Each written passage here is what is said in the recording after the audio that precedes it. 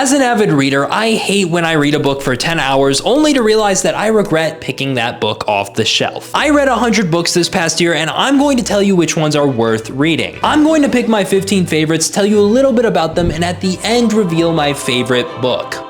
You're welcome. But I do apologize in advance to your bank accounts, because if you do finish this video, you're going to want some new books. You might even run to your local library after my first recommendation, The Love Hypothesis. It's a romantic comedy that revolves around Olive Smith, a third-year biology PhD candidate at Stanford. To convince her friend that she's not a hopeless romantic, Olive impulsively kisses the first person she sees, which happens to be Dr. Adam Carlson, the notoriously grumpy professor on campus. To maintain this facade, Olive and Adam agreed to pretend to be dating, and we all know where that leads. Carry yourself with the confidence of a mediocre white man. And the reason I highlighted this line is because I think Ali Hazelwood is hilarious. Her romance novels have some of the best humor that I have ever read, and that is a phrase that I would put on a t-shirt or a coffee mug. Either or, that would be great on my desk right here. Carry yourself with the confidence of a mediocre white man. That's hilarious. I wish you could see yourself the way I see you. That is one of my favorite micro tropes in romance. Just like, I wish you, my lover, could see yourself the way I see you, because in my eyes, you're perfect, you're amazing, you're gorgeous, and I would kill for someone to say that to me.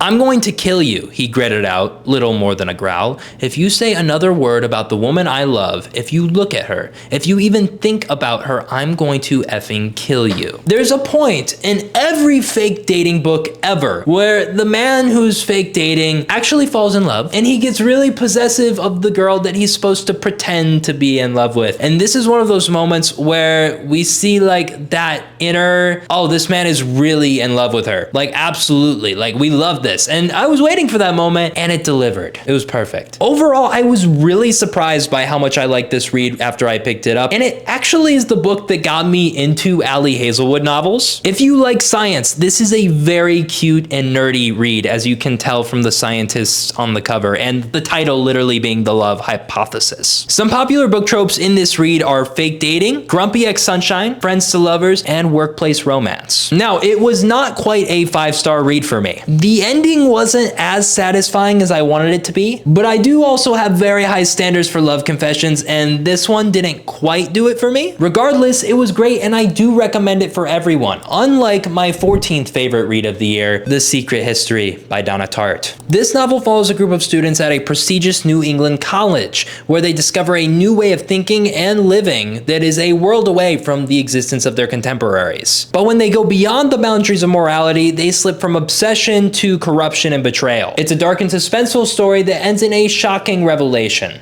Beauty is terror. Whatever we call beautiful, we quiver before it. Now, before I picked this book up, I had heard that line probably 5 or 6 times. And then I read it and I go, oh, this line hits a lot different when you're reading it in the context of this story, which is just like a beautiful quote in general. Donna Tartt, that was amazing, very well written. But I think it very much encapsulates a lot of the story and the message behind said story. Forgive me for all the things I did, but mostly the ones that I did not. And this isn't a quote that made me like think a ton in terms of the story, but it was a quote that I tabbed and highlighted a few times just because it got me thinking outside of the realm of the story and more so to my own life. And I was thinking, of the things that I have done and have not done, I feel like I have more regrets of things that I haven't done, like opportunities I didn't take, that I didn't do. And that line just got me thinking. So that's why I highlighted that one a few times, both in here and in this video. There are such things as ghosts. People everywhere have always known that,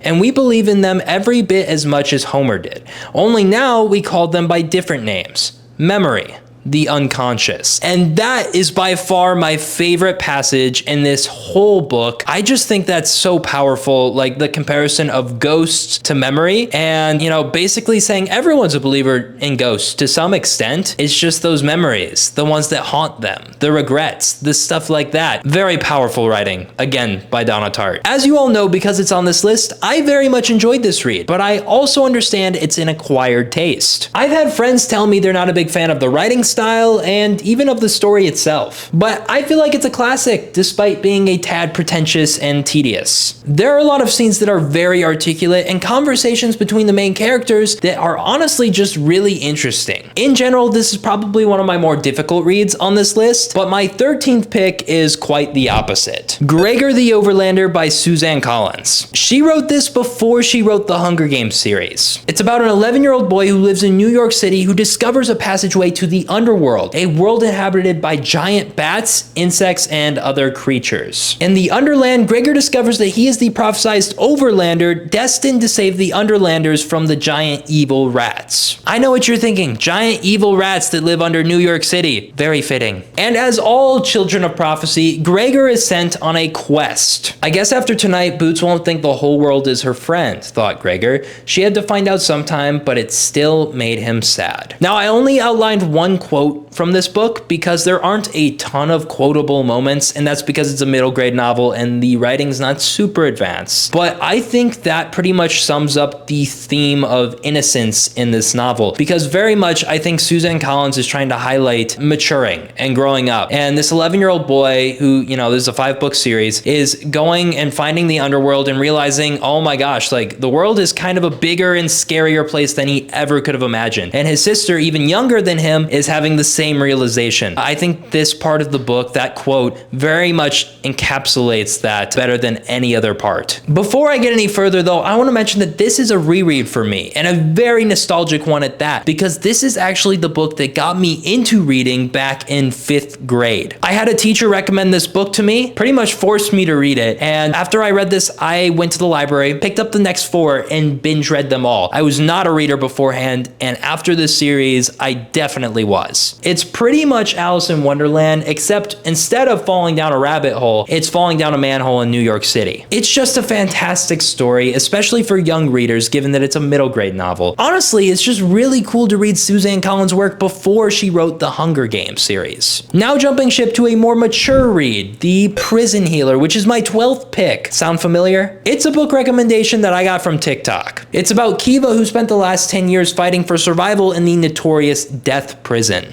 I don't want to give too much away, but she risks her life to win both her and a sickly rebel queen's freedom. Never apologize for loving someone, even when it hurts, especially when it hurts. I highlighted this line because I thought it was very poetic, and I feel like I've written a poem similar to this in I have like 200 poems in a folder that I've just written over the years, and never apologize for loving someone, even when it hurts. I think that is such a good line. It is such a like hard-hitting line. I feel like after like you get hurt by someone that you loved, and like in that sort of situation, there's this feeling of like, oh, should I I kind of like regret? No, you should never regret loving anyone. If your heart's loving someone, you just love them. And I don't know, that line really hit home with me. I loved it. I highlighted it. Did not tab this book, but I did highlight that line, which is why we're talking about it right now. Our scars define us. They tell a story of courage and survival. They tell of who we are at our deepest being, of the trials we've faced and overcome. Now, I really like this because it seems to take the opposite stance of a lot of books, because I feel like we get your scars don't define you, your past doesn't define you. But this is kind of saying the opposite in terms of, yeah, no, your scars and your past, they're a part of you. They've made you who you are. You should be proud of surviving the trials and tribulations that made you get to who you are today, made you get to where you are today. So that was another line that I was just like,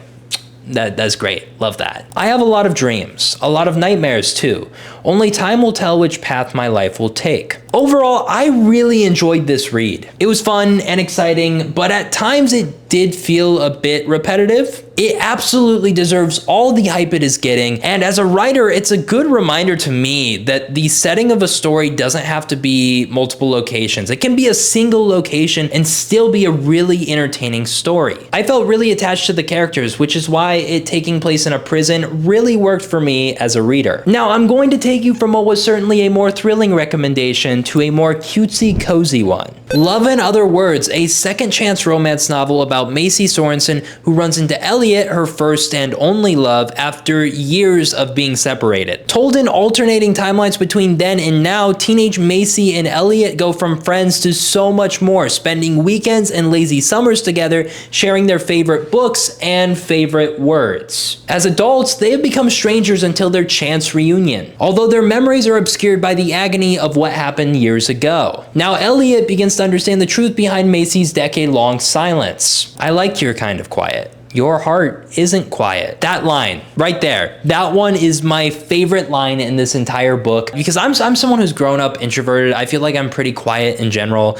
Off of camera especially, I'm very like more introverted and timid. And that line, like if anyone ever said that to me and they said, your heart isn't quiet, like you may be a bit quiet, but like your heart isn't, and I love you anyways. Oh my God, that, it's just so cute. Oh my gosh, for introverts everywhere, that line just hits. I give myself 3 more seconds to look at him, and it's like another punch to the gut. He's my person. He's always been my person, my best friend, my confidant, probably the love of my life, and I've spent the last 11 years being angry and self-righteous.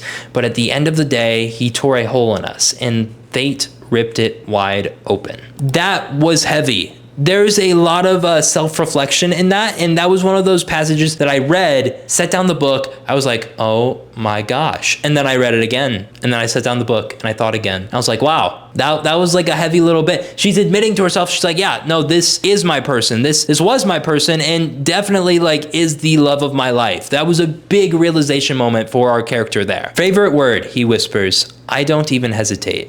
You. Now, as children, they would play this game where they would name favorite words to each other. They would each give each other a favorite word. They'd talk a bit about that word, why they like that word, maybe the meaning behind said word. And it was just a cute game that they would play as children. And the full circle moment when they're like, favorite word, you.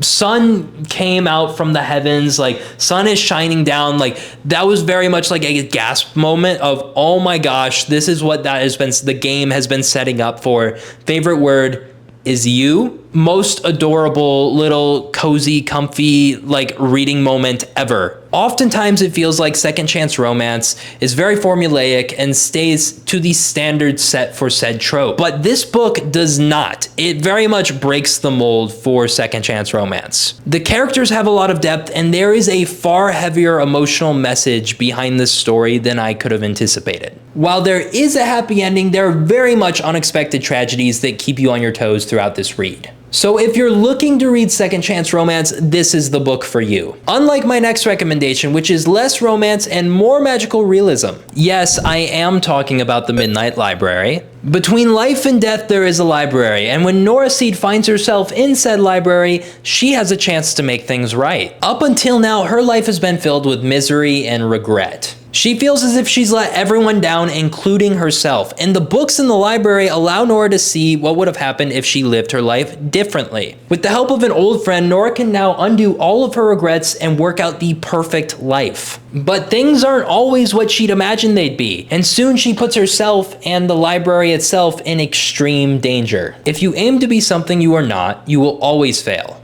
Aim to be you. Aim to look and act and think like you. Aim to be the truest version of you. Embrace that you-ness. Endorse it. Love it. Work hard at it, and don't give it a second thought when people mock or ridicule it.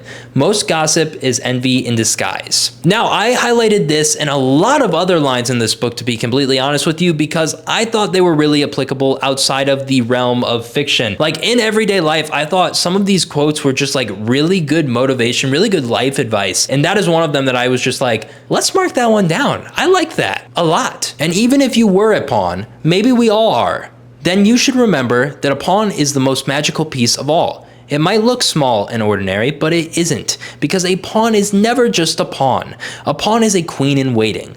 All you need to do is find a way to keep moving forward. one square after another. And you can get to the other side and unlock all kinds of power. What did I say about life lessons?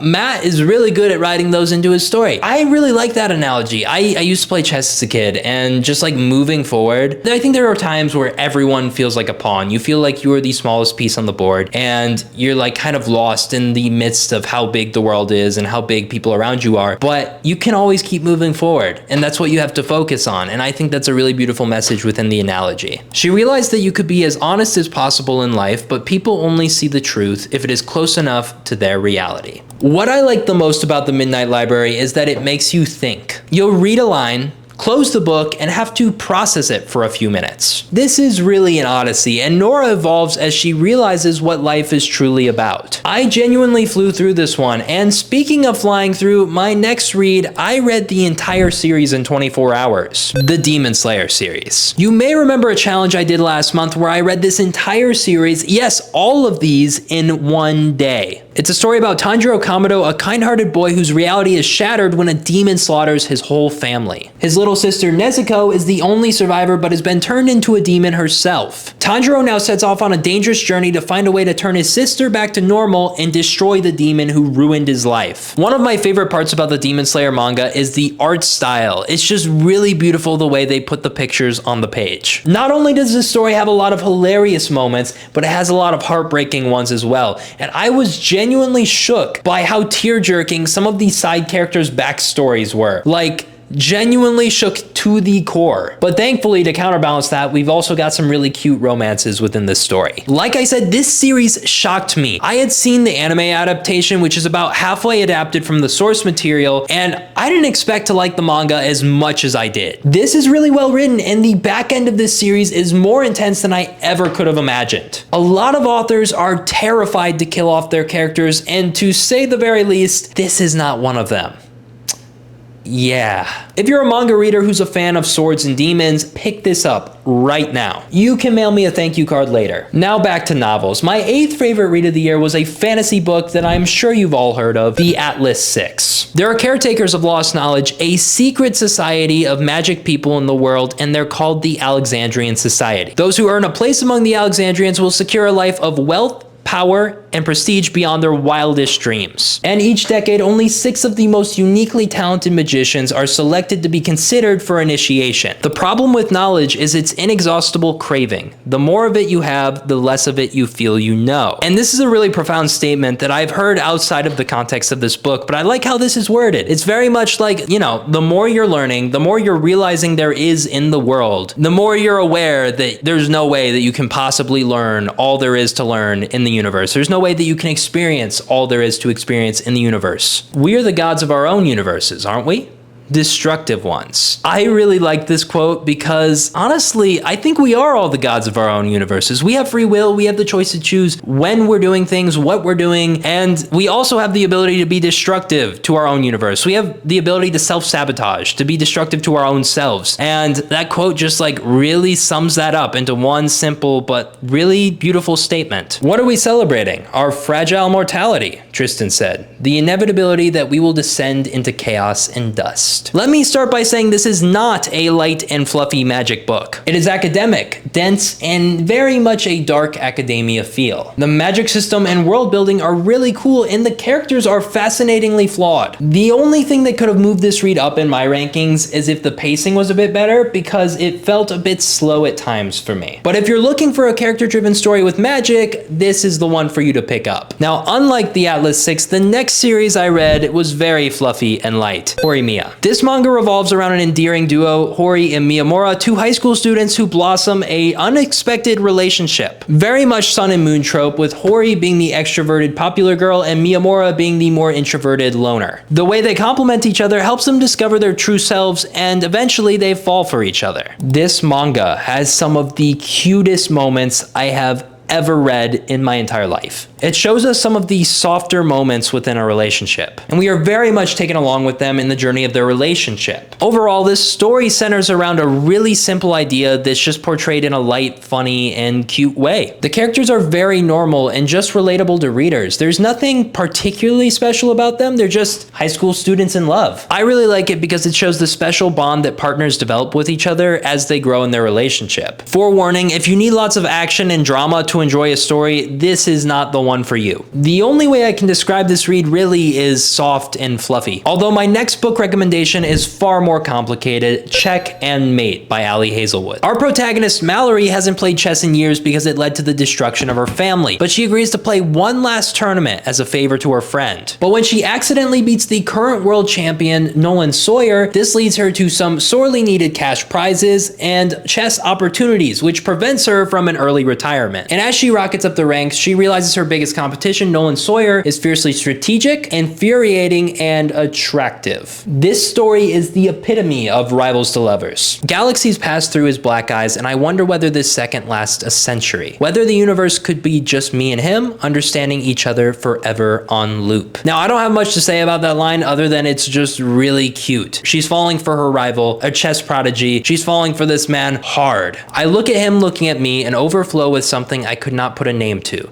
Because when I'm with you, Mallory, everything is different. When I'm with you, I want to play more than I want to win. Now, for Nolan to say this as the stuck-up chess brat that he is in this series, it's really cute because all this man wants to do is win. He wants to be number one, and all of a sudden, playing chess is more than just winning for him. He enjoys just playing with Mallory, and this is from the very first time they play. He becomes obsessed with her and just loves playing chess with her. I'd rather drink a can of Axe body spray while feral raccoons feast on my exposed bone marrow than sit across from this twat. And this line is just another example of why I think Ali Hazelwood is one of the funniest romance writers ever. There are lots of just like funny one-offs like this from different characters that I just love that Ali Hazelwood included, and I think they're hilarious. This whole story is just so funny, so cute, and exactly what I wanted when I picked up this book. I grew up playing a bit of chess, so naturally I ate this up. Some of the pop culture references are a bit cheesy in my opinion, but God, does Ali Hazelwood know how to write tension. I mean, come on, when I'm with you, I want to play more than I want to win. That is adorable. I'm telling you, this was just so cute. But if you want something more action-packed, my fifth favorite book recommendation for the year might be for you. And this book is Powerless by Lauren Roberts. In a society where power is everything, Peyton has none. She's just ordinary. But when she unsuspectingly saves one of Ilia's princes, she finds herself thrown into the purging trials. The brutal competition exists to showcase the elite's powers, the very thing that Peyton lacks. If the trials and her opponents don't kill her, then the prince she's fighting feelings for definitely will if he discovers that she's just ordinary. If I am to be her enemy, I want it to be because she loathes herself for wanting me. Oh my gosh, that line is so good. It's engraved in my brain. Kai Azar, the man you are. That's phenomenal. I love enemies to lovers, and this has some really good banter. Lauren Roberts knows how to write banter. Remind me to make you smile like that again when you aren't dying, and I have all the time in the world to memorize it. And I don't know how Peyton didn't fall head over heels for that man right then and there. Like completely like, I'm all yours. Because if someone said that to me, I would stop dying immediately and I would be like, yeah, no, I'm yours. I'll smile at you. This book, I'm telling you, Lauren Roberts knows how to write banter. She knows how to write enemies to lovers, and she's so good at it. I'd never thought about what my favorite color was before. It never seemed important. Not until I looked into a pair of ocean blue eyes and realized that perhaps drowning was a beautiful thing. Not until I looked into a pair of fiery blue eyes and realized that perhaps burning was a painless thing. Not until I looked into a pair of sky blue eyes and realized that perhaps falling was a peaceful thing. I never thought about what my favorite color was before because I hadn't seen one that was worthy of the title. Until now, that is. Blue, I say, my voice low. Imagine someone thinking that about your eye color. Just not having a favorite color. You ask them their favorite color and their favorite color becomes your eye color because they are just that entirely obsessed with you. Like, I want my future partner to be that intrigued and obsessed with me. Like, that would be fantastic. I love the way Kai describes Peyton. He is head over heels for this girl. Just like love at first sight, basically. Well, not first sight, but like first interaction. Within their first interactions, this man is very much obsessed with her. Like I mentioned, this book has some of the best banter I have ever read. And I won't even talk anymore about Kai Azar. Actually, I lied. I want to talk more about Kai Azar. The amount of times he had me gasping over what I read was impeccable. This book is worth reading simply for the internet's favorite book boyfriend of 2023. But even outside the characters, the plot was very fun and gave a Hunger Games vibe with the trials. I beg of you, do not miss out on this read. My fourth favorite read was And Then There Were None by the Queen of Mystery herself, Agatha Christie. First, there were 10 strangers summoned as weekend guests to a little private island. Their host, an eccentric millionaire unknown to all of them, is nowhere to be found. All the guests have in common is a wicked past that they're unwilling to reveal and a secret that will seal their fate. One by one, they start being killed off and no one on the island is clear of suspicion. One of us in this very room is in fact the murderer. This is the staple for the murder mystery dinner party trope. If you want to read that trope, this book right here is the one you need to read. But no artist, I now realize, can be satisfied with art alone. There is a natural craving for recognition which cannot be gainsaid. And there's one more gem that I want to point out real quick. In the midst of life, we are in death. I am a big fan of Agatha Christie. She has written countless incredible murder mysteries, and this one in particular, And Then There Were None, is by far my favorite of hers to date. This is one of those books that I love so much that I read in one sitting because I wanted to figure out who done it. I was on my toes the entire time trying to figure this mystery out. I'm telling you, the only thing that could have prevented me from reading this book in one sitting is if someone came up to me and literally poked out my eyes. Needless to say, if you like mysteries, go to the bookstore and pick this up. But you're about to get whiplash because my third favorite read of the year is nothing like this. Blue Lock, which is a manga about a soccer player who's invited along with 299 other players from around Japan to compete in a series of bizarre challenges in a high-tech coliseum called Project Blue Lock. It's a battle on the field to become Japan's next top striker in a Squid Games meets World Cup series. A high-stakes soccer story with teenage boys, a big jump from Agatha Christie. Blue Lock has some of my favorite manga panels in all of fiction. The art style is just immaculate. The side characters, the backstory, the attention to detail, it is all just phenomenal. Thematically as well, I am just continually impressed by the writer of this series. Now, I'm sure you're asking yourself, why is this in Brad's top 3 reads? Well, I think this is the best piece of sports fiction ever written. It's such a neat concept, and there's so many complex characters to root for or against. But I think the coolest part about this series is how it's motivated me in my everyday life, and I'm not exaggerating. As I've been reading this ongoing series, I've found myself striving for bigger goals and just being more motivated. It's something about the way that these characters fight for their dreams that makes me want to get off the couch and chase mine. Overall, a really inspirational and action-packed read that I would recommend to anyone who likes soccer. Now back to novels. This pick is widely popular, and after reading it, I can see why. It's Fourth Wing. 20-year-old Violet Sorrengail was supposed to enter the scribe quadrant and live a quiet and peaceful life amongst books in history. But now her mother, the commanding general, has ordered Violet to test her luck in the writer's quadrant, the most dangerous of all quadrants. With every day that passes, the war becomes more deadly and the kingdom's protective wards are failing. Even worse, Violet suspects the leadership is hiding a terrible secret. Everyone at the war college has an agenda because there are only 2 ways out. You either graduate or you die. I would rather lose this entire war than live without you, and if that means I have to prove myself over and over again, I'll do it.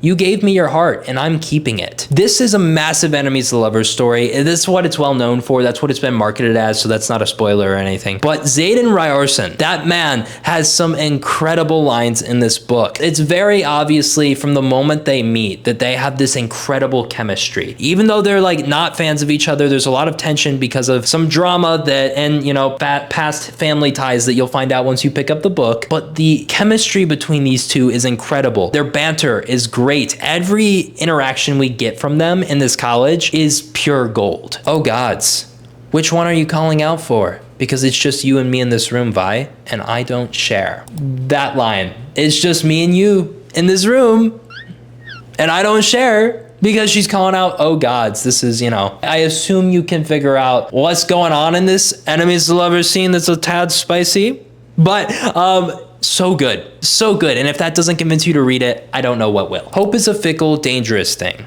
It steals your focus and aims it towards the possibilities instead of keeping it where it belongs, on the probabilities. Overall, this was a 5-star read for me. Compelling characters, plot, and world building. It nearly feels like the perfect romantasy. Not to mention the cover. Look how pretty this is. I love this gold. I love gold books. They look gold, silver. They look so good on my shelf. This series has 2 books out and a 3rd coming soon, and you best believe the day that releases, I am sprinting to the bookstore. Personally, I think this was just really well written, and speaking of well written, my favorite book, the one you've been waiting for, book number 1 on this list, is some of the best writing, if not the best writing I have ever read in my entire life. Clearly a 5-star read since I left it for last, Red Rising by Pierce Brown. Inspired by a longing for justice and driven by the memory of a lost love, Darrow sacrifices everything to infiltrate the legendary Gold Institute, the place where the next generation of humanity's overlords struggle for power. You do not follow me because I am the strongest. Pax is. You do not follow me because I am the brightest. Mustang is.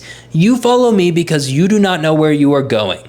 I do. That is one of the coolest lines in this entire book.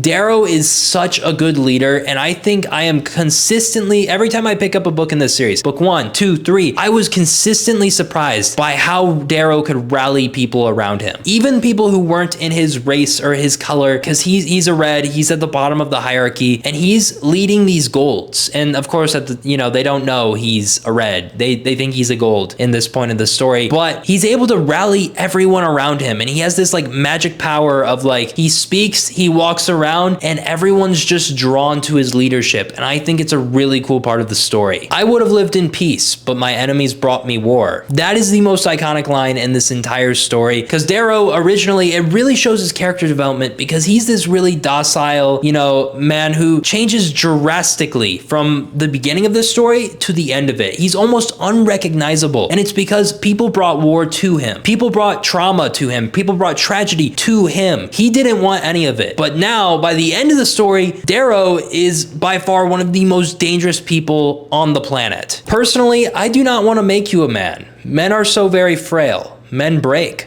Men die. No, I've always wished to make a god. Pierce Brown's writing tickles my brain. It's a slap on the back of the neck. It just hits in a way for me that no other writer's writing does. I would read parts of this book, including lines like that, and I would go, wow, I want to put down this book and go write my own book. I am like feeling so inspired right now as a writer. I want to go write something that makes me feel the way that this writing makes me feel. And I think that's the sign of a really powerful writer. Overall, I just love this series. I'm obsessed. If I could lose my memories just to reread this book, I would. This book has sci-fi, power struggles, and incredibly intriguing bits of romance. The way this story is tied together is so intriguing and so satisfying after you turn the last page. There are moments that will have you gasping for air, throwing your book across the room, crying on the floor. In my mind, me as a reader, I feel like this is the perfect story. Characters that consistently get more depth with every book, stakes that get exponentially higher as we read throughout the story, and fight scenes that are so vivid in my head, I feel like I watched them in a movie theater. I cannot recommend this series, Red Rising, enough. And with that, you may now run to the bookstore. But first, comment some of your favorite reads from this past year so I can put more good books on my shelf. Who knows, maybe I'll stumble across another 5-star book. And if these book recommendations weren't enough for you, check out this video, Reading Until I Find a 5-Star Book.